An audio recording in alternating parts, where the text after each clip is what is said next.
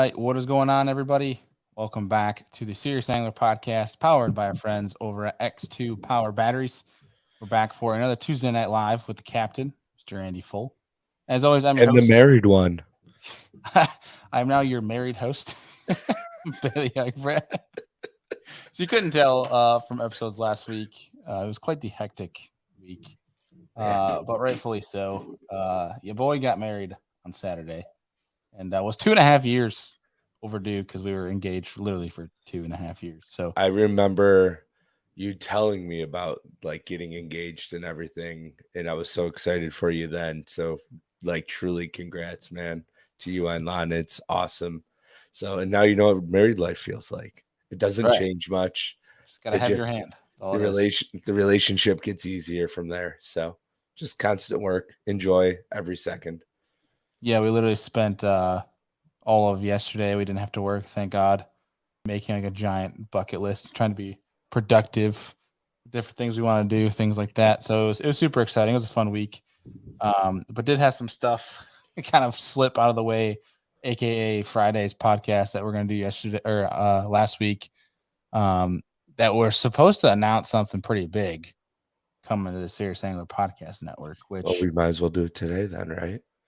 We will. I'll slip it in there because what it did is we actually pre-recorded it, and I guess we'll kind of just come out there. What I'm going to end up doing is, if you guys are watching this on YouTube live at the moment, you're not going to see the full clip, but if you go back and listen and watch afterwards, I'm going to add the insert from the co-host of the new show coming to the Serious Angler Network, and that is Kayak Fishing Weekly. We have a brand new show coming to the Serious Angler Network called Kayak Fishing Weekly. It's going to be once a week with Justin Largin and myself. We'll insert a little clip about it, what that show is going to be about, but it's going to be once a week, dedicated to the strictly educational, entertainingly educational, kind of like we do here on Serious Angler, but strictly 100% dedicated towards the kayak fishing industry. So that's what's going to be pretty cool about it, is it's going to deal with kayak fishing tournaments, kayak fishing education, like fishing a river system from the kayak, reading current, how to fish it efficiently, things like that, because definitely something that is needed. And I'm excited that we're able to deliver it on our platform. So it's 100%, because I feel like, gosh dang it, Forrest literally said it at the wedding. He goes, "You say 100% too much." And I'm back saying it. Take a shot, everyone who's tuned in. We have a game here, yeah. So, but what I was trying 100% back to shots. Yeah, back to shots. What I was trying to say was, we're gonna keep covering kayak fishing, bass boat fishing, the whole spectrum here on Serious Angler, because Serious Angler is dedicated to literally just learning more about bass fishing in general. We have anglers all over the spectrum, from college to opens guys to local guys that don't even fish any sort of open or pro style tournaments, but are experts in their craft, where we focus on learning more about bass fishing here. Kayak Fishing Weekly is going to be dedicated strictly to the sport of kayak fishing, industry news, things like that, along those lines, and have some pretty cool segments involved, which you'll have to go back and read that clip that we'll play, and I'll insert here. Obviously, it's not going to be live right now, but I'll also be putting it on social media. Make sure you guys follow it there. We'll actually even have an Instagram page for Kayak Fishing Weekly. That way we can do some brand collaborations to bring more eyes to the deserving anglers in the kayak fishing space. But super cool. There's a lot more information coming on that, but a brand new show, the 4th show on the Serious Angler Network coming. It's going to be pretty awesome. So beyond that, obviously some hectic news from last week, wanting to announce that show. Wedding got in the way. Andy and I had a grand old time on Saturday with all of our pals. Grand old time. It was a heck of a time.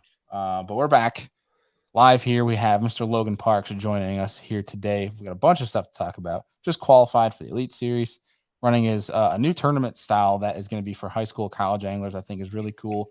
It's really going to be great for the younger generation of the sport. But before we get into that, this week's going to be full of some different news updates, things like that, things coming from our partners and things we have coming up soon that we're going to try to catch you guys up on best we can. But one thing quick for you guys before Halloween, being that it is coming up in a week, is that there's a 25% off sale at Omnia Fishing for all flat side crankbaits going on. So for all you frit side folk, That's a good one. get in on that. Make sure you guys use our discount codes.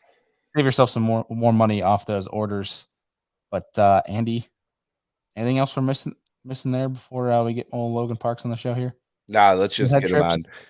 Oh man, we're have like full steam ahead now, steelhead fishing before we go, and have one bass trip left Sunday, and then yeah, steelhead fishing today was incredible on the water. I think we hooked 40 fish over like 7 hours. Wasn't too bad, so it's gonna keep getting better. Can't wait. Yeah. Shout out to my wedding officiant who has joined the comments here, Mr. Alex Red Fishing. Let's just say he was cold. Yeah, he was not prepared for the 40 degrees and cold, but I will say he nailed it. Flying colors for the ceremony. Heck, a lot of fun, and appreciate him more than words can describe. But Alex, I am sure, will be recurring here on this show quite soon, as well as the new show, Kayak Fishing Weekly, that we just announced. So I think without further ado, let's bring him on here, our guest for tonight, Mr. Logan Parks. What's going on, man? How's it going? Good evening. How are you guys? Has it settled in yet that you've made the Elite Series? Man, it still seems like a dream. Honestly, it's a dream come true. It's pretty crazy to hear that. You know, you've qualified for the Elite Series. I mean, it settled in when I had to pay my deposit for sure. But yeah, but I'm super excited. Talk about coming fast. Like was like 2 or 3 weeks ago that you qualified, and then you have to get your deposit in right away. Yeah, I think it's due like November 5th or November 10th or something, but due fairly quickly. I mean, last tournament was mid-October, so not too much of a turnaround there. Yeah, I mean, that works fast, but I mean, better sooner than later. But I mean, dude, it had to be and I'm sure as we've discussed offline, you've been on a few shows already with BTL, Luke Duncan, all incredible shows to go and listen to. I have not had the opportunity to listen to those just yet, so I'm curious. And selfishly, it was watching those rankings so tight day by day for you guys going into that Harris Chain event. Like, you were like Bubble Boy going into it, and it was like it had to be quite stressful. But from the outside looking in, you seemed quite calm for being a Bubble Boy, like sitting there, you and Bobby Lane locking arms going into it, chasing people down in the Harris Chain event. That had to have been pretty wild. Yeah, it was, dude. I mean, to be fair, I've been in that situation before. Like last year, I was, I believe, 6th place in Angler of the Year going into the final tournament, final open at Sam Rayburn, and I was technically in through some because they didn't have the all 9 format. They had the 3 from each division, and I was in the category of the 3 through the overall 9 category. So I was technically still fishing like the EQ format. I fished all 9 of them, but through some double qualifiers, I was technically in by like 17 points going into the final tournament. Then I blew it, came in 7th. I barely, blew it, but still didn't get it done. So to be in that same situation, it was like deja vu, really. And I tried to focus more on just catching fish and worrying less about the points. And I think that, that was super helpful. I said a lot of prayers that week for sure, and was kind of at peace with it, regardless of what happened. And just we were able to get it done. Super thankful for that. Yeah, and it sounds easier said than done. Let's just go fishing today and not worry about the points. When it's like I feel like you can dial that for a little bit, but then like you catch a fish, put it in a live well, and you start thinking about the points based on how big that fish was. It definitely for sure recurred in your mind a little bit. But no doubt. Yeah, day one when I only had like 9 pounds, I'm like, I'm screwed. And I only caught 5 fish all day, and I caught a 4-pounder with probably an hour left. So I caught my 5th keeper 1 hour before weigh-in, and it was a 4-pounder, and I only weighed 9 pounds. So yeah, I could show you how stressful day one was. I mean, I only had 4 fish for like 5 pounds all day. But luckily we were able to catch them better on day 2 jump back in the cut. I am salty though because of the way the live cameras were. I missed a live camera by like a couple points because I fell so far. They ended up doing a camera on the top 4 or 5 in the tournament, and then 6th through 11th in the Angler of the Year points, and I'd slipped from 8th to 12th by like 2 points. And I'm like, dang it, I was almost on FS1, but Yeah, trying to get that live camera. yeah, maybe we'll get one next year. I mean, I'd say the odds are there for sure. We have a Absolutely. comment here from our buddy Mr. Alex Rudd saying, Logan still owes me a call shed. Oh boy. What's that about? Got some beef. I thought I mailed it back to him. Did I not mail it back to him?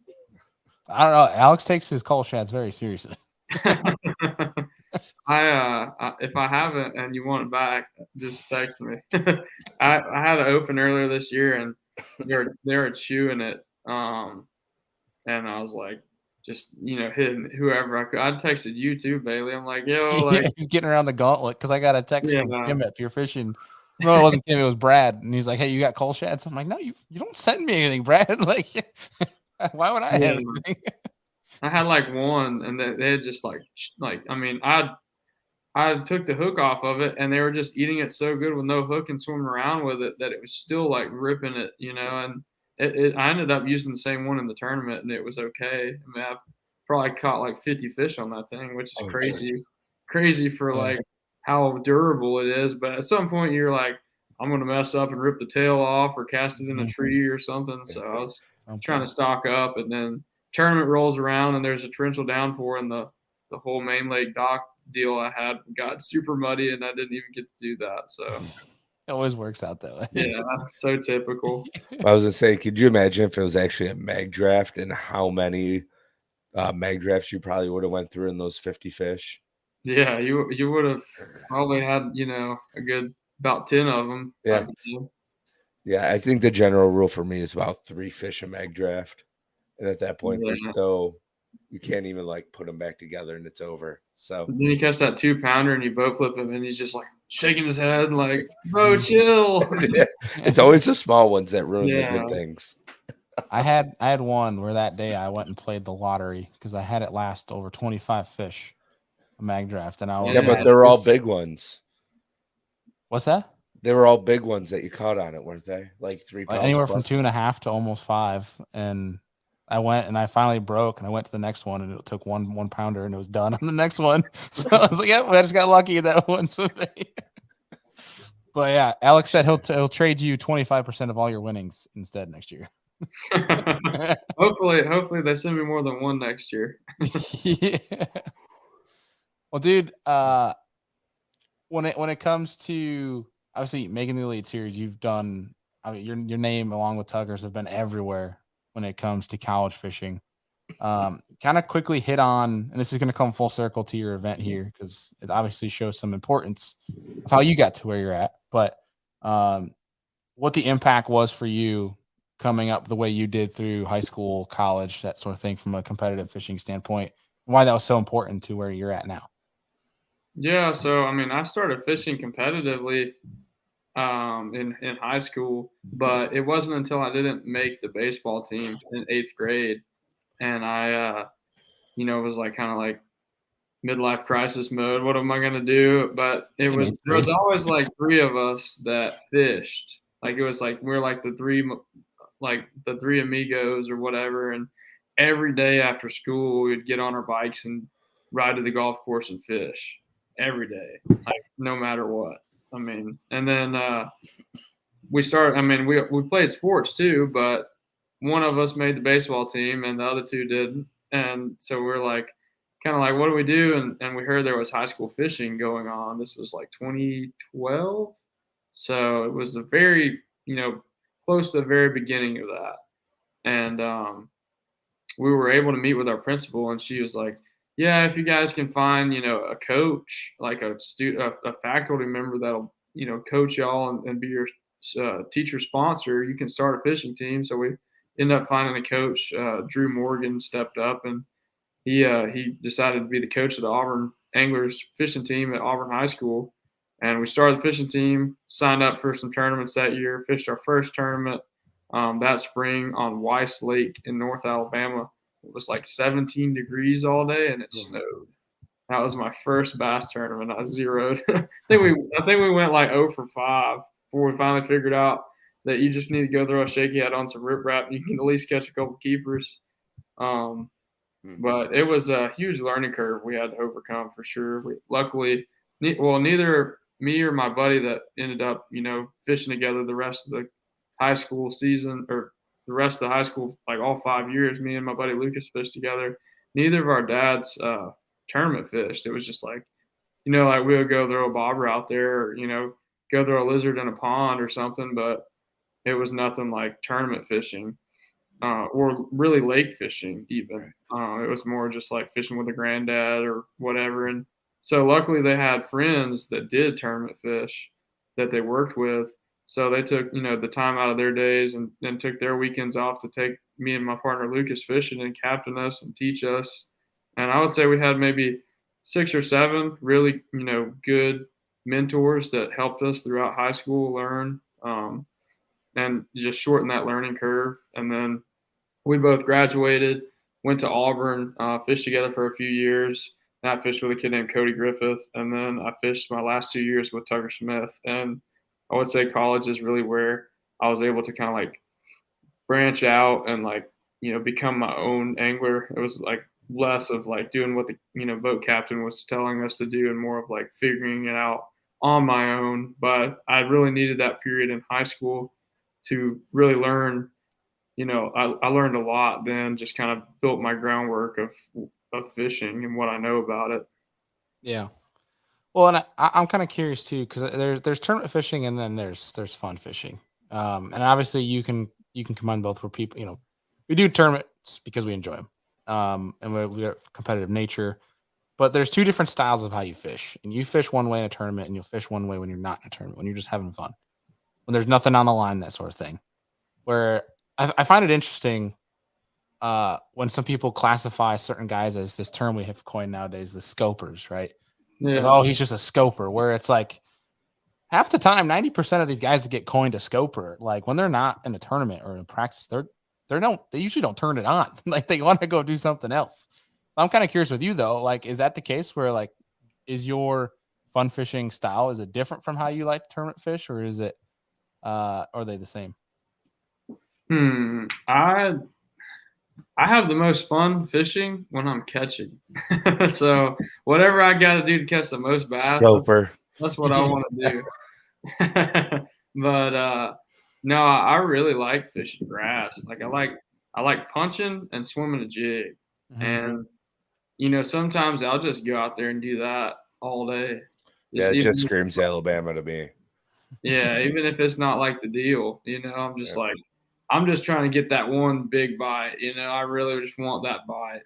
So I'll do that sometimes, but for the most part, I mean, I usually just, I just scope. That's it. No, I'm just kidding. But Yeah. no, Oh, let's not get controversial here. All right, like we don't want to fire anyone up.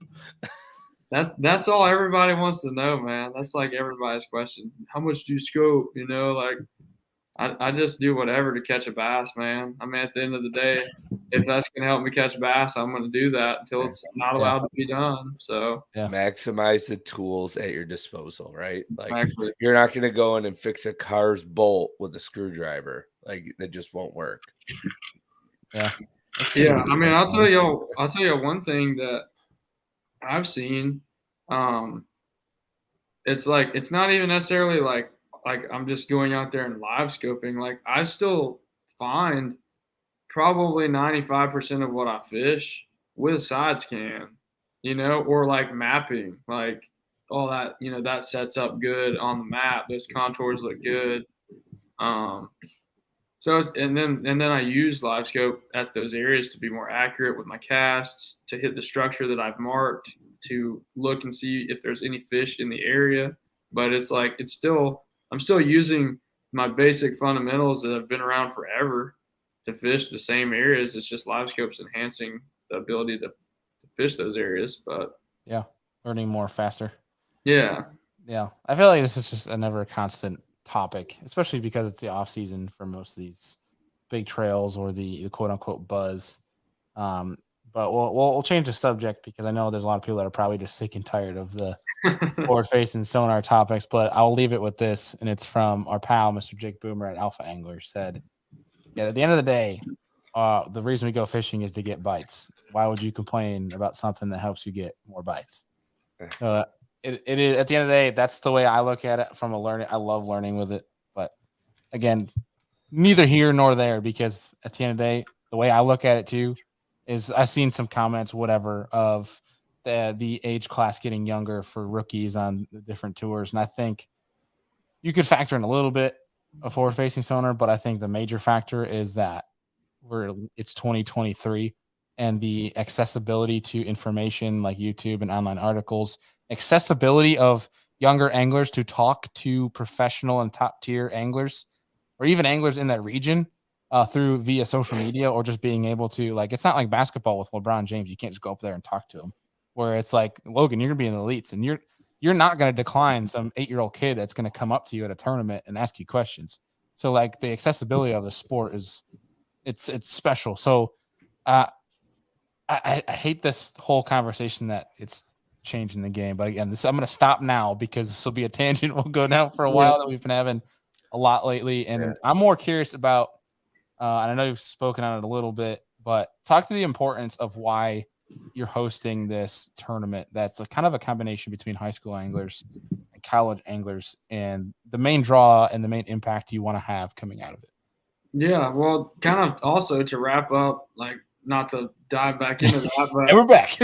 what you were saying, like, I think that the high school and college programs have a lot to do with the success of the younger anglers too. I mean, you look at how many guys are on the Elite Series are former college anglers. I don't know that number, but it's a lot more than it was 5-10 years ago. How many of the qualifiers for next year are former college anglers? Yeah, exactly. And then how many of those guys were at least high school anglers? You know, like, there's less and less guys on the elites that are high school anglers, but there will be more and more. And I think that's because these anglers have these awesome programs through Bass, MLF, FLW, whatever, you know, to fish in high school and learn more than they would, you know, otherwise just fishing like the Tuesday night or whatever. Like, we would have never gone to Toledo Bend if it wasn't for Bassmaster High School. But then I got some experience out there, you know, and then we go there this year, and next year we go there in the Elite Series. And so I think that high school and college is awesome opportunities for learning, and just kind of trial and error and fishing the same places, you know, that the pros go to. So something I'm super passionate about. I obviously wouldn't be, you know, anywhere where I'm at today if it wasn't for high school fishing and the people that helped me in high school and college fishing. And I want to be able to give back to those.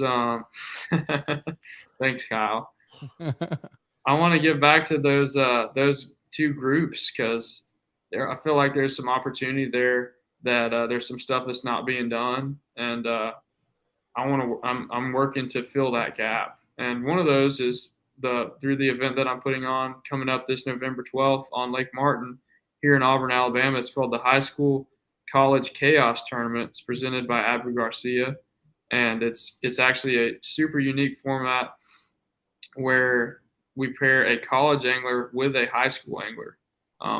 As far as I know, I don't think it's been done before, and I think it'll be an awesome recruiting opportunity for both college programs looking for some of the top high school anglers, and for high school anglers to showcase their skills to some of the top college coaches and presidents of the fishing teams.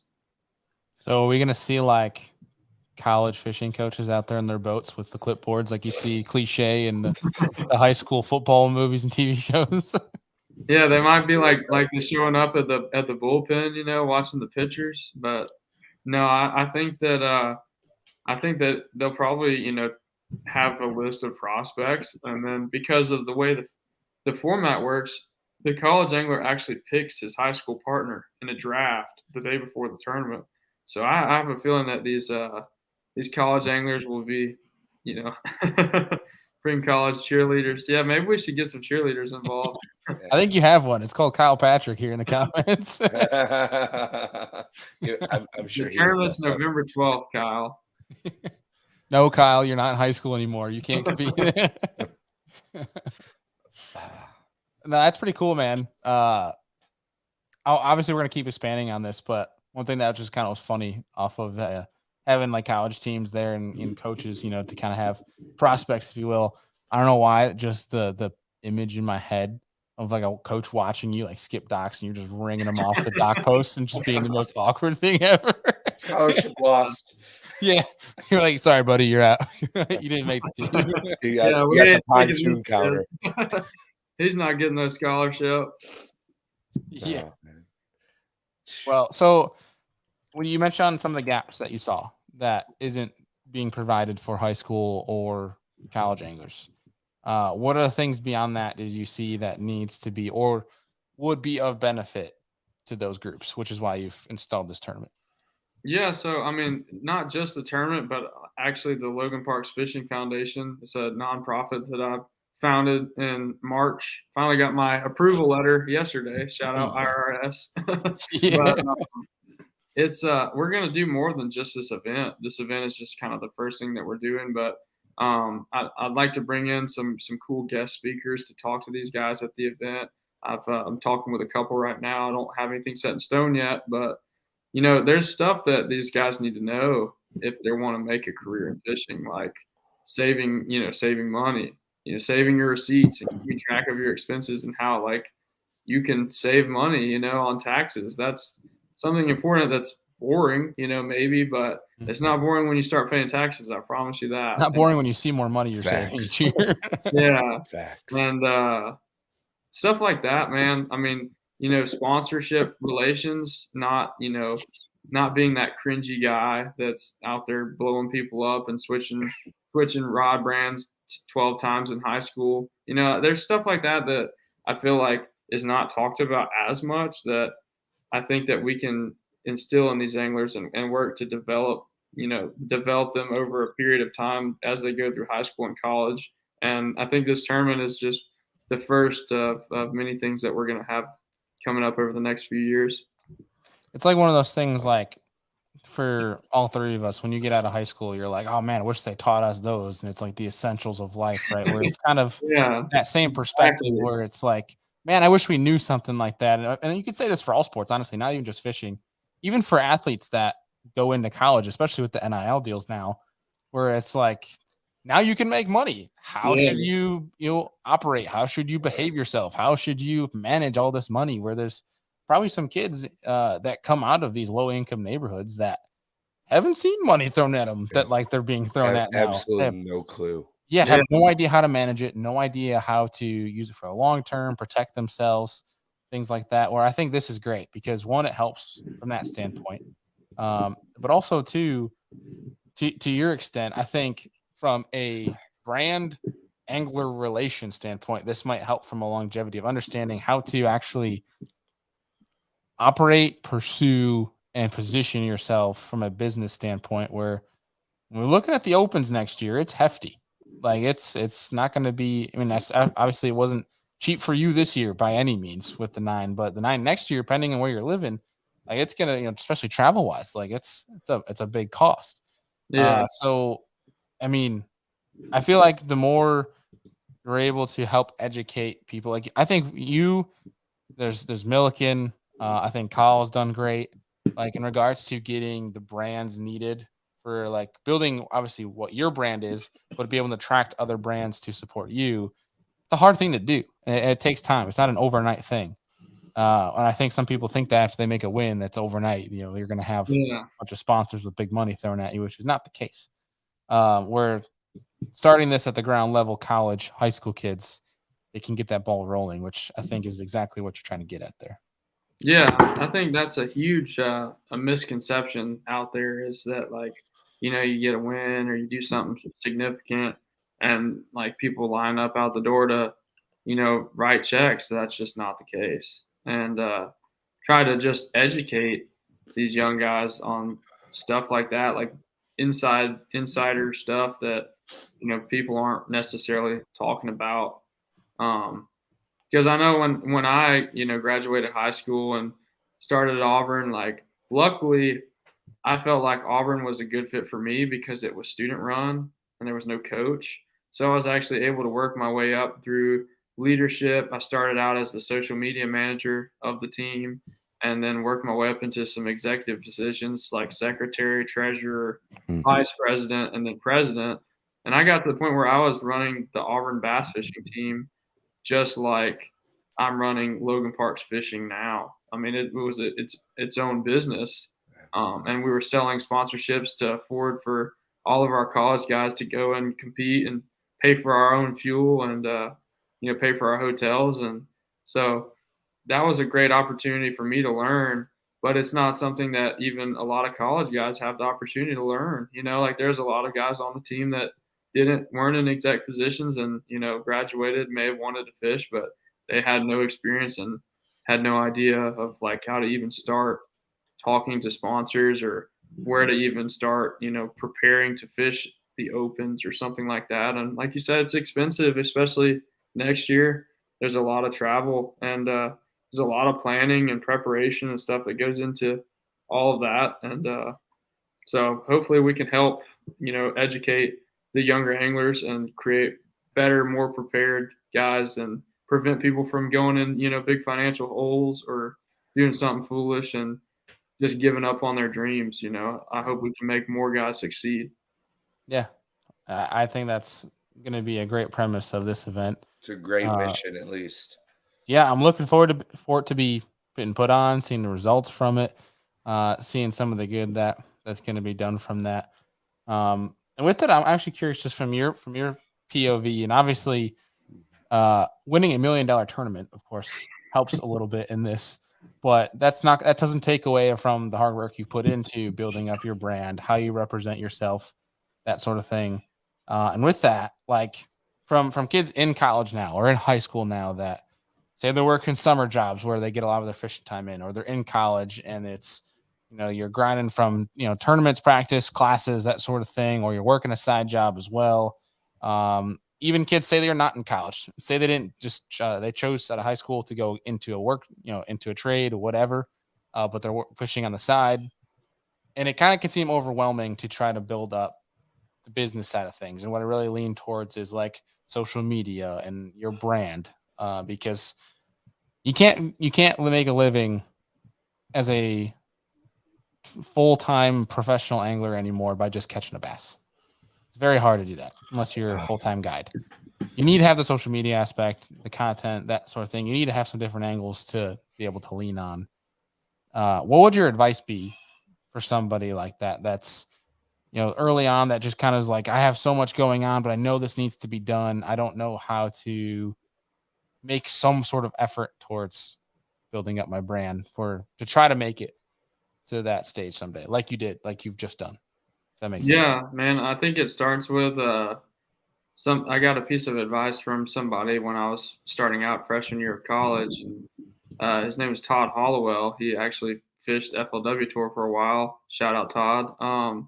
He told me that I need to get a whiteboard calendar and write down, that month's worth of what I've got going on, and then have like a separate whiteboard beside it and just write like, maybe daily to-dos on it or like a goals on it and have both of those. And so like it seems super overwhelming when you talk about it like that. It's like, oh my God, I got to do social media and I got to do this and I got to do that. And it's easy to like just be like pulling your hair out. Like, I don't even know where to start.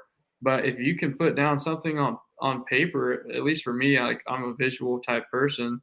If I can write out my goals and think about them, and then I'm like, all right, I want to go to college. So that's my number one goal. And then it's like, now I start writing out what I need to do to get to that point and focus on, kind of pick the ones that are absolutely necessary and then rank them in order of how important they are and start focusing on those until those tasks are done. And you can break it down to enough individual tasks. It's a lot easier to start focusing on what you need to do to get those tasks done by the next time you're checking off the whole goal. I mean, I wrote down at the beginning of the year, I wanted to average like 12.5 pounds a day in the opens. I wanted to qualify for the Elite Series, and I wanted to make an X amount of money fishing this year to cover my expenses. And I was able to, check all those off a few weeks ago. So that felt really, really good. But you got to have those goals laid out for you, otherwise you don't know what you're even working towards. Yeah. Making a goals list and putting a deadline on each of them. And I think one thing to add on top of that, it's very cliche, but if you're the kind of person that's going to make it in general to that level, to the Elite Series level, which I know you have a brain that operates like this, Andy's got a brain that operates like this. I strive to operate like this. It's making goals that are so hard that it almost is like you wake up, you look at them, and it's like you won't. Like, that buddy that always challenges you. Like, I was joking with Andy the other day at our wedding. I'm introducing my college roommate. And I was like, yeah, he could get me to do anything ever if he's like, hey, Bailey, you won't do that. Like, just out of like, if you have that mindset of like, it's so challenging to reach it, that makes you work a little bit harder. Like, you're not going to reach that goal, but your mind's just like, all right, watch me. And if you can make the goals like that kind of caliber, I think that is awesome. One thing I'll add in there too, because I feel like nowadays content is everything when it comes to brand deals, partnerships. Like more and more, I know Logan, you're seeing it. It's like, hey, well, we want help with social media. We want this kind of content to be posted. Well, nowadays, social media is becoming ever more challenging in regards to, okay, you post content, cool. The world doesn't care. You got to have content that's actually engaging and meaningful now. One thing I will say, if you can afford it, get a GoPro, get yourself a hefty SD card and a portable battery and run that sucker every time you're fishing. Because one, you'll get great content out of it. And an external hard drive. That too. I mean, you can be diligent with it too. Cause like this isn't saying you have to go and make YouTube videos. This is like, if you have social media, you can clip this stuff. Like, it's the stuff Andy and I do all the time for social media, things that can catch certain moments that are like easily pluggable towards brands you're working with, that it's like, it's seamless integrations. And what it does too is like, if you have something cool happen, you crack one through a mat on an Abu Garcia rod, and it's something you can easily turn around and show. You don't have to set up anything. It's something you can easily do, and allows you to incorporate the cool moments, the badass stuff, the oh crap, I just dumped a giant, that sucks. Like, you can show that emotion, and the funny stuff. Like Kyle Patrick's been in the comments. Kyle does a great job of plugging his sponsors in a meaningful way, showing the cool stuff, but also, dude, he posts really funny content. And that's everything nowadays too, is being able to show all sides of that. So I think if you're able to, and nowadays you can just run your iPhone too as well. But I think I just want to add that in there too, is content. I think that people look at it as an intimidating thing, which it can be. Some people, it's just seamless, but that might be an easy thing to just get a GoPro, strap around there. And also, it could be a studying tool as well, to kind of look back on things. But I don't know. Am I astray there, Logan, or anything? No, I agree with you 100%. I definitely need to be way better about it too. It's like I get just in the tournament zone, and I've always been one of those guys that's like focused on doing and like not so worried about like the other stuff. It's like I just want to fish and catch fish, and I don't even want to have to deal with plugging the SD card in and setting the camera up. And that's something that I'm trying to be better about, especially next year, because I had some epic stuff happen this year, and I didn't get it all captured, unfortunately. But I 100% agree with you. It's something that takes a few seconds of extra time that you can create endless amounts of content just out of one day of fishing. Even if you were to just say, I'm going to go fishing today, but I'm not going to fish. I'm going to make, whatever I need to make all day long. You can go out there on the water and knock that out in a day. And then, I mean, you got all your deliverables done. You could take 10 t-shirts and 10 hats out there, and no one will know that you're, on the same body of water. You can go and get everything done. And so stuff like that is, you can kind of like break it out and do it all at once, even sometimes. Totally agree. I mean, from that side of it, like Andy and myself, we've taken days. We're like, hey, for next Saturday, if we're free, it's content day. We're gonna go out. Yeah. Like, it doesn't have to be the full day. Like, you can get it's surprising how much you can get done fairly quick Yeah. when it comes. It doesn't, like, especially if you're not doing like a high production stuff where it's like if you're gonna go out fishing until dinner, daylight to dark, anyways. Take 2 hours of that and just dedicate it towards getting content done, whether it's taking certain photos of stuff or videos. Like, obviously this is long-winded, but that stuff can go a long way, and it's pretty easy to incorporate. And I know some people I don't have time to post it all or operate social media, things of that nature, where it's like when you look at anglers, think about how much time, this is going to be awkward, but think about how much time you're on the crapper and how much time you're looking at your phone or you're sitting in bed at night scrolling through TikTok or The whatever. crapper is like one of the most advantaged times that we have as humans, especially with like cellular technology.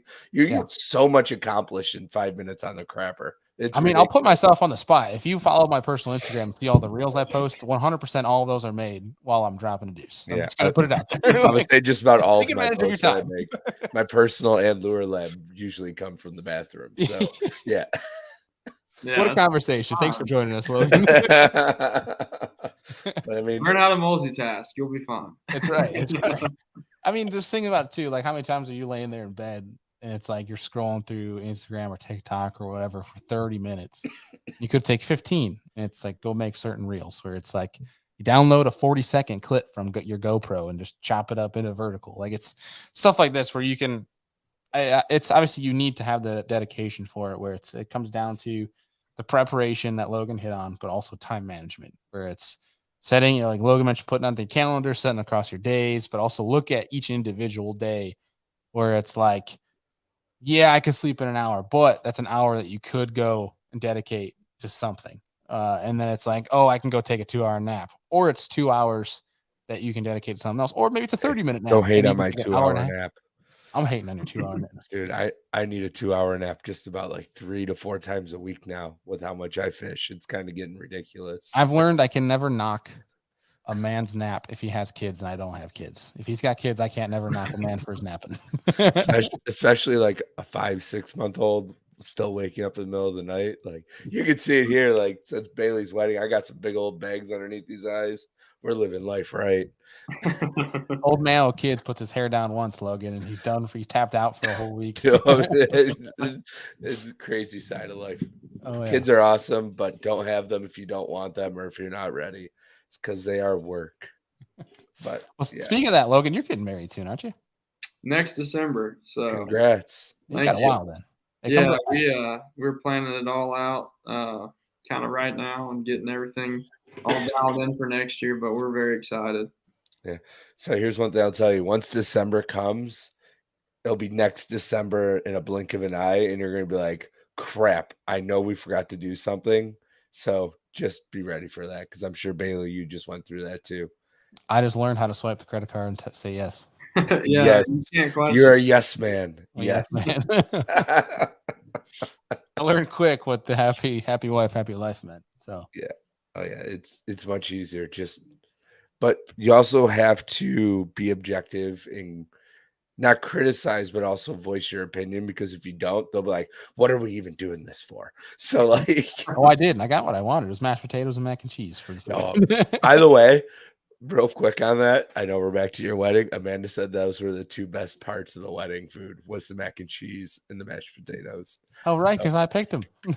Bravo. Well, wedding tangent aside, congrats again, Logan. That's gonna be fun, man. Enjoy the process. But dude, you get your whole Elite Series season ahead of you, and hopefully you'll have a nice blue trophy sitting with you at your wedding next year. Yeah, I hope so, man. Hopefully we have a couple on the altar, maybe even a Rookie of the Year trophy. But that would be really awesome, man. I've kind of set my goals for next year already, and obviously Rookie of the Year is like one of those goals you're talking about. Like, I don't even know if that's even possible, but that's, the number one goal. But obviously just making the Classic, really, it would be a huge accomplishment. Rookie year, I'd love to. I mean, it's always been a dream of mine. Like as far as setting goals, like my wallpaper on my phone has been the Bassmaster Elite Series logo since I was like probably like 20, 19, like when I really started considering, trying to do it. And now I've got to swap it to the classic trophy because I just want to like think about that all the time. And every time, just have a constant reminder of like, dang, like that's what I want to do. That's what I want to get.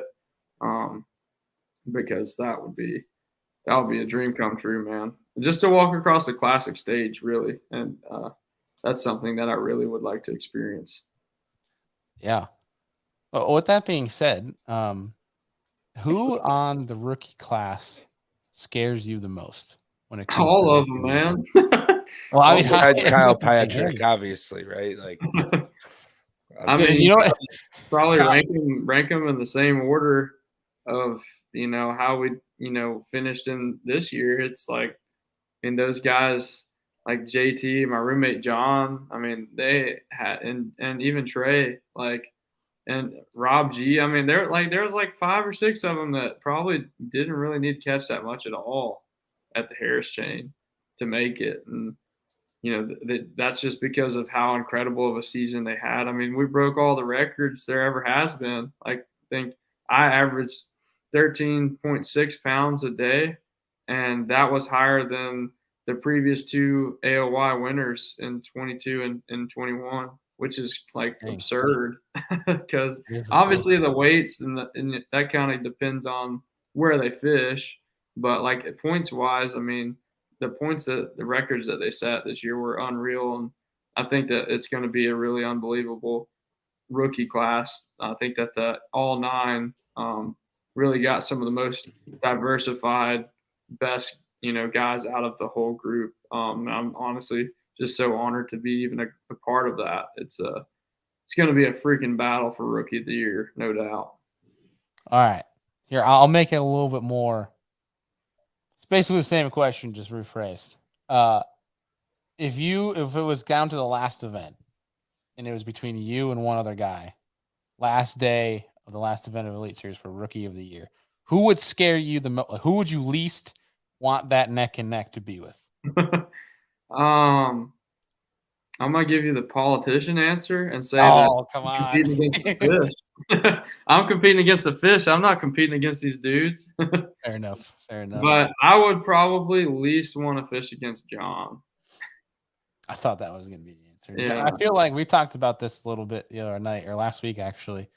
And we felt like it was a toss up between yourself and John for who has seen the most bodies of water around the country especially through college fishing from that whole class.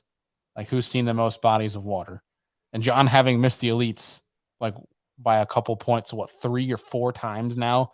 Yeah. Like, he seems very veteranized from the opens at this point.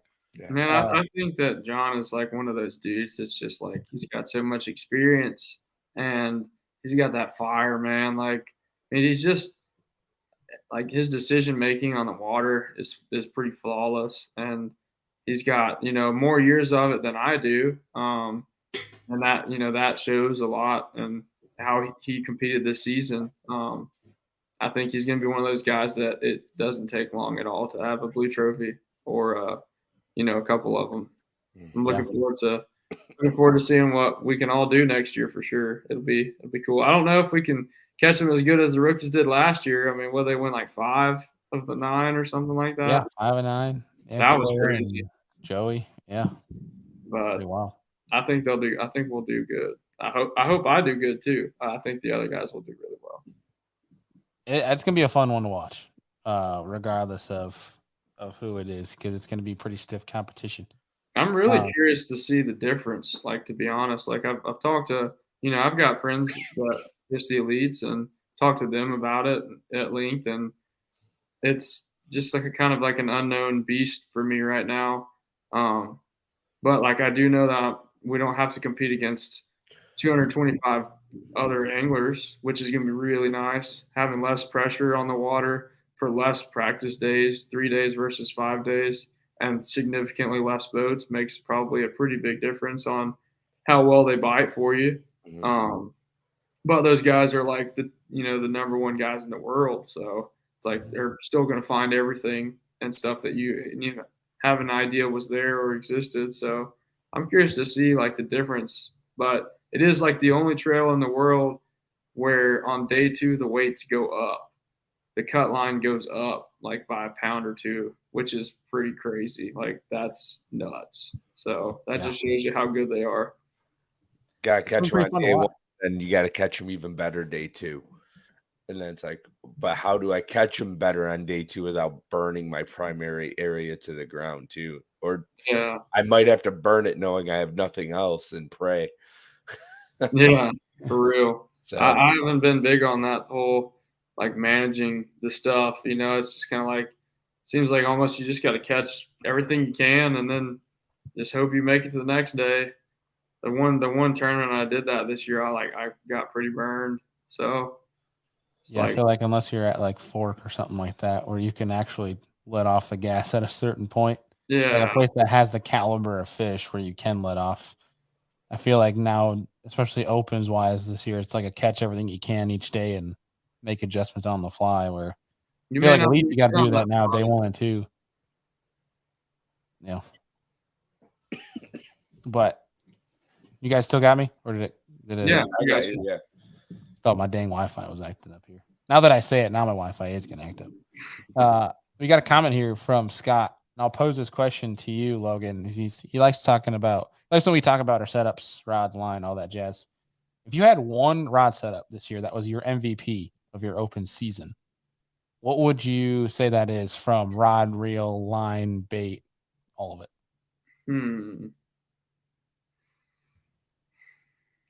MVP.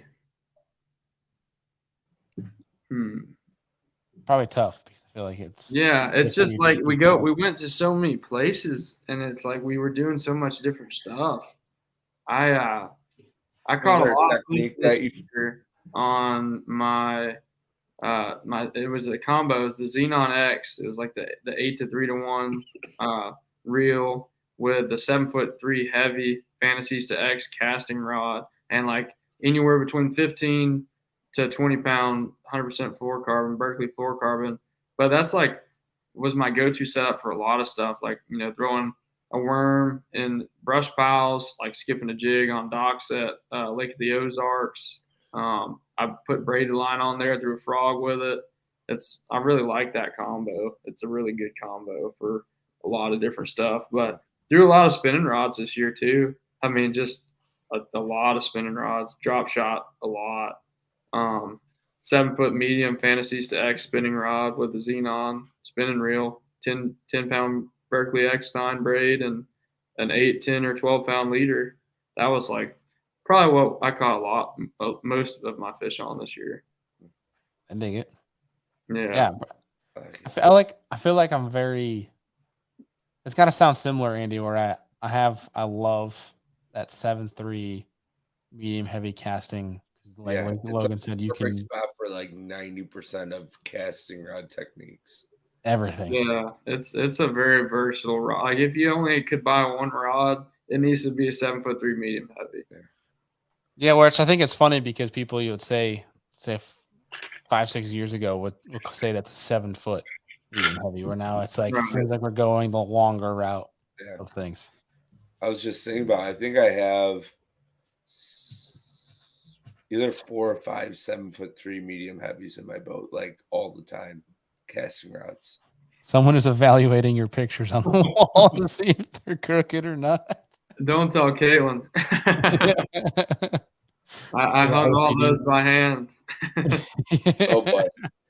Good luck, buddy. It must OCD. just be the angle of the computer. They're not crooked, I promise. Yeah, that's right. That's right. I leveled them all. Yeah, wink, wink. Well, dude, so obviously big year coming up with the Elite Series. I'm sure none of your media platforms are going to take any sort of halt. If anything, they'll probably ramp up, being that you're going to be at the top level. But anything next year that people should look out for, things that are coming up. Obviously, we have your new event coming up, which will actually incorporate into our newsletter coming in here. We've kicked back up, and I thank you to people that have been subscribing to that newsletter. It's late this week. I was lazy coming back, obviously, from the whole wedding thing this weekend. I'm sorry. Yeah. Yeah, excuses, right? But I'll get that out this week, I promise. But looking forward to that. But what else is, if anything, is coming up next year that people can look forward to? I'm really hoping that I can get a more consistent YouTube thing going for next season, because I started this series at the beginning of this year called the First Man Out series on YouTube, and it was because I finished first man out of qualifying last year, and I had a guy that was going to follow me all season, and kind of capture the not hopefully being the first man out again. And we actually did. We weren't the first man out. We were like the third man in, which was pretty cool. But it just didn't really pan out. He had a side business that took off, and he kind of had to, dip out on the camera, like they're doing the camera thing all season. So we got like 3 or 4 pretty cool episodes.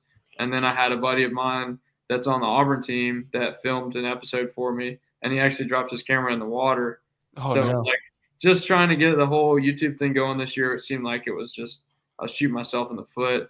But next year, I think we're gonna have something cool going. I'm really hoping. I've got a buddy of mine that films for Bassmaster Live, so I'm trying to convince him to just get there a few days early and put together kind of like a behind the scenes thing. I'm really looking for more of something like that to show people like what it's really like on the road. I know it's kind of getting overpopulated with the YouTube videos, but I would like to be able to show people my journey. And I'm hoping to have a pretty cool YouTube thing going next year. That's really what I'm looking forward to the most. And then, just hopefully doing well, man. I hope we can catch them.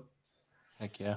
We'll be looking forward to the YouTube. I know some people are like, oh man, everyone's popping up with them. And I say more the merrier, because one, it just allows you guys to have somebody, creates a community to latch onto. And like tournament fishing, the better you do with the production, the more thought you put into it. Not saying the production value's got to be higher, but the more you put yourself and who you are into that content, even if it's not even just YouTube, like Instagram, everything, but YouTube specifically, the more you see that, people will latch on, and it'll help you create a community. And I'd say more the merrier, man, because the sport of bass fishing needs it. I think it was Dave Mercer that said he was worried about the personalities of fishing moving forward. Or I think, YouTube's a big help in that and bringing out who some people are. He's a great example, a good buddy of ours, Mr. Luke Palmer, who started YouTube, man. And I feel like more of his personality has helped come out now that you couldn't get from an Instagram, because he's had a YouTube, where it's like him on stage, he's just some stale, country boy from Oklahoma working on a farm, where it's like you can only get so much on him, where it's like when you know him and you've met him and you hung out with him, it's like, this dude's funny as hell. Like, he's sarcastic. He's a good dude to be around. Very genuine heart to give you the shirt off his back. Where now the YouTube brings it out, where I like that more guys are doing this because you get to see more personality, and that opens up to more eyes for people to latch onto. So I'm looking forward to that, man. I hope you can figure out a solution for it. Yeah, because we'll definitely be watching. Probably have some more stuff coming out too with the foundation, like I was talking about earlier. I've really been toying around with actually doing a mentorship program. And I think we're gonna probably announce that in the near future, and kind of set up not like necessarily like classes, but maybe have 10 or 15 guys enroll in it, and just mentor them all year, and work one-on-one with them. That's something that I'd really like to do. So probably keep an eye out for that too if you're a high school or college guy. That's something that I'm excited about, that I'm passionate about, and I'm looking forward to bringing out.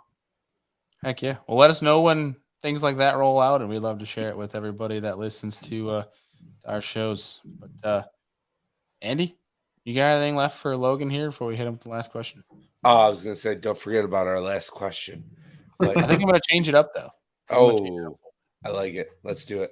So usually, Logan, with the show, we like to ask the last question of, if you could choose 3 people, anybody, sort of thing, would you who you'd invite to have, a steak and a beer and pick their brain type of deal. But I'm going to change it up. For next year, first year on the elites, I know you got the chance to meet some of the guys that are already on the elites, of course. But 3 guys, who are the first 3 guys that you would want to shake their hand that are currently on the Elite Series? The first 3 guys I want to shake their hands. Jeez, dude. That's a hard one. Loaded Probably definitely Larry Nixon. That's got to be one of them. Heck yeah. I've actually never met him, and he's like the GOAT, Yeah. Larry Nixon's just mainly too because I've never met him. Let's see. Who else? While you think of that, I did say the post you made of Ike's Hall of Fame deal, that was pretty freaking cool, man. Dude, I know, man. That was crazy. Like, it's so crazy to think about because I signed up for my first Bassmaster Elite Series marshalling. I've only ever done 2, but I got an email about it when I was in like maybe 9th grade, 8th grade, 9th grade. It was right after we started the fishing team. And I was like, oh, they're coming to Guntersville in April. Like, Dad, can I please sign this up? And it was like $100. And I think he let me sign up for my birthday. And it was like a birthday present to go. Then like we went to the meeting and they like actually had the marshals come to they had a pre-tournament meeting that all the Elite Series guys had to be at. And they had the marshals there. This is like before Zoom, I guess. And like looking around the meeting, I'm like, holy crap, dude, like KV's right there. Like, all these guys are here. And then they send a text out. And I'm like, my guy Canali, oh my gosh, like this is gonna be so sick. Like, how was that boat ride? Buddy's like, guess who I'm riding around with tomorrow? Yeah. And he was like the coolest guy ever, man. Like he's been a guy that I've always looked up to. And I would say him, but I've actually, talked to him at the Toyota owners event like this weekend and like, was like, hey, you remember me? Like, and so I got to shake his hand there, which was pretty cool. But he actually busted a fat bag, had like 28.2 that day that I rode with him, and he was leading the tournament. And it was like the sickest. Oh, I feel like I remember this tournament at Guntersville, and then like the second day, he really struggled to catch him. Yeah, I think he led like all 3 of the 4 days, and then Skeet Reese ended up coming from behind and winning the final day. And I think he had a really, really tough final day, but that first day was unreal, man. I've one of the most epic days of bass fishing I've ever seen. That's awesome. Yeah, it was super cool. It's great. All right, well, you're stuck on Larry Nixon. You got 2 more to go, buddy. Larry Nixon. I'll say Larry Nixon, Brandon Polnick. Okay. Because I just have always looked up to Polnick and think he's a really cool dude. And just to shake his hand, get that recognition, I think would be really cool. Yeah. And then I'll have to say Gerald Swindle for number 3. I like it. Yeah. I feel like me and G-Man have had a few differences, and I would just like to shake his hand and just like, earn his respect for making it. I think he's like, one of the most iconic guys out there. He's one of the best at marketing himself, and I would really like to start off a friendship as I start off the Elite Series. He's not a guy that you want to not get along with. You know what I mean? Yeah. Yeah, I'm with you there. I think there's a few of those on the elites where it's like, I want to be on their good side. Yeah. I'll have to say those 3, though. Those are probably the 3 of the guys that I definitely have always, grown up looking up towards the most is those 3 guys. But all of them, man. I mean, it's crazy. You get to fish against a kid. Like I literally rode in Ike's boat 8 years ago. And now I'm like actually competing in a tournament against them. It's so crazy, so unbelievable. It's awesome. Pretty awesome, man. Heck yeah. We're looking forward to watching you, watching you compete, and I'm sure we'll get you back here on the show before the season kicks off next year. But obviously, thank you for joining us, dropping some knowledge on us, and looking forward to seeing how your event goes here on November 12th. Yeah, thanks, man. Real quick, I mean, if there are any college or high school guys watching, it's November 12th. It's on Lake Martin in Auburn, Alabama. Sign up. We're giving away $15,000 for first place, guaranteed. So you're not going to want to miss out. And you sign up all the way until Sunday, November 5th. So get signed up before it's too late, guys. And I'm looking forward to seeing y'all in Auburn, November 12th. Sweet. I think I still have some NCAA eligibility. Well, That's thanks for awesome, having me man. on, guys. It was a lot of fun. Heck yeah, dude. We'll be talking to you soon. We'll get you back on here before the 2024 season. Sounds good. Have a good All right, night, Logan. man. Take care, man. Well, Andy, I think we might have to identify as high schoolers. Just shave our beards, and we'll try to hop in that event. We'll Listen, I'll be I shaved this college beard. kid, I'll be high school. I'm gonna throw some Rogaine in my hair to get the gray away, and we'll be good to go. Because as soon as I shave my beard, like if I go like razor on this face, I'm gonna look like I'm about 10. So yeah, big old baby face underneath that thing. Big old baby face. That's awesome. But thank you again to Logan for joining us. Looking forward to see how his event caps off and the reception of that from the college and high school folks. But in other words, I mean, Andy, we talked about it a little bit last week. Stacked rookie lineup for 2024. Oh yeah, it's gonna be so exciting to watch. It's gonna be like a bloodbath. I feel like there might be a lot of like shifting in standings, and I think it's gonna be actually a relatively close race because just about all of them, if not all of them, will be in contention to be in the classic the following year. So it's gonna be cool to watch.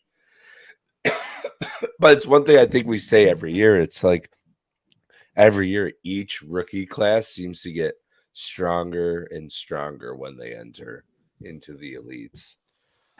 Yeah, I think that's 100% just time. You know, that's.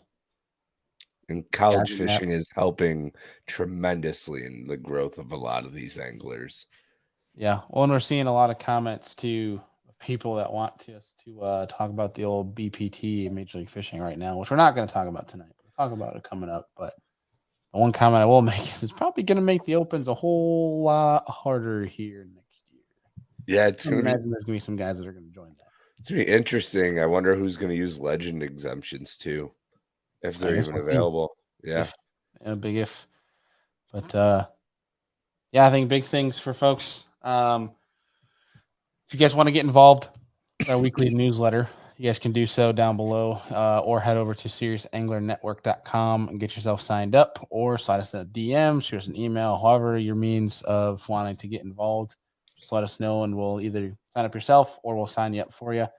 But got some sneak peeks to that. The advantage of that is you can obviously get the we usually send those out on anywhere from Sunday to Tuesday mornings that will showcase the upcoming episodes for the week before anybody else sees it. So newsletter sees it first. See the upcoming newsletter, the upcoming episodes, as well as some additional discount codes, things like that, some industry news to keep you guys updated. That we can stay on top of the most important thing going on. So again, just let us know if you want to get involved. And then, of course, like we mentioned in the introduction, Kayak Fishing Weekly, brand new kayak fishing show coming to you, the Serious Angler Network. That is going to launch on November 2nd. As we mentioned earlier, I slipped it into the audio version earlier. Transition probably wasn't as flawless as I would have anticipated it to be, but there's a nice clip there of Justin Largen and I talking about exactly that. We're looking forward to having that show. It'll be here on the Serious Angler YouTube channel. The episodes we posted right here. So if you're already subscribed, it'll be right here for you guys, especially you kayak folk.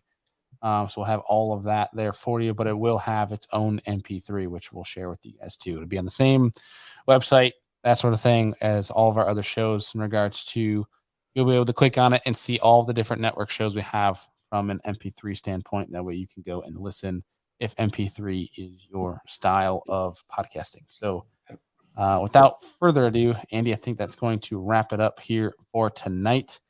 Let me quickly look and see.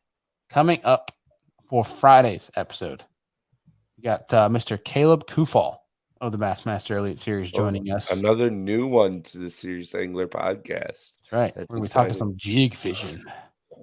All right, that's a great note then, because on Saturday on the Lure Lab, Brennan from Do It Molds is joining us, and we are going to talk about building your own flipping jig from scratch. So, Well, we might have to incorporate that into Caleb Kufall's episode, because Caleb builds all of his flipping jigs, which he won on. Not won on. He almost won on Santee Cooper, as well as various locations. He won punching grass, not with a jig. But regardless, that's going to be a lot of fun. So Caleb Kufall coming up for this Friday. Got some cool shows coming up. Let's premise that next week, obviously Tuesday Night Live would fall on Halloween. And we're not going to do that to you guys. So we're going to do next Monday Night Live. We're going to do Monday Night Live, 8 p.m. with Matt Becker, the Major League that'll be a good one. AOI, and that's just it, right? Angler of the Year. He won 2 events, right? 2 events. Gunnersville and what was the last one? Saginaw? Yep. Saginaw. So 2 event winner and Angler of the Year. Gonna get Mr. Matt Becker on, who's a good friend of the show. Talk about he that. Hasn't been on since what, like episode 70? It's been a while. He was on probably 2 months ago. You were actually out. It was Steve Estes from Bass Fishing Electronics, who's running some sales, by the way. Head over there. Him and Matt Becker joined for some electronics talk. Matt Becker's going to join and talk about some changes to BPT and what that kind of means for him as the AOI and how he looks at it. So without further ado, folks, appreciate y'all. Some great shows coming up. You guys are awesome.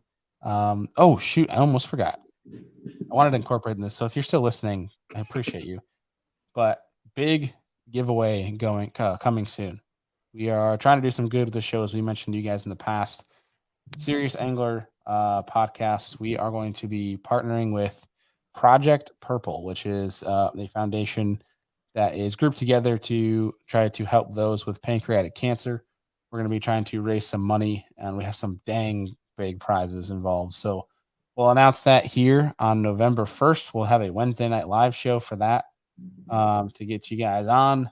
And it's a pretty easy way to enter, and doing so, you'll help benefit a lot of people in need. So we're going to be working with Project Purple on that. Just a little heads up for you guys coming next week as well, just to get you guys on the know and up to speed. But folks, appreciate you guys, and we'll see you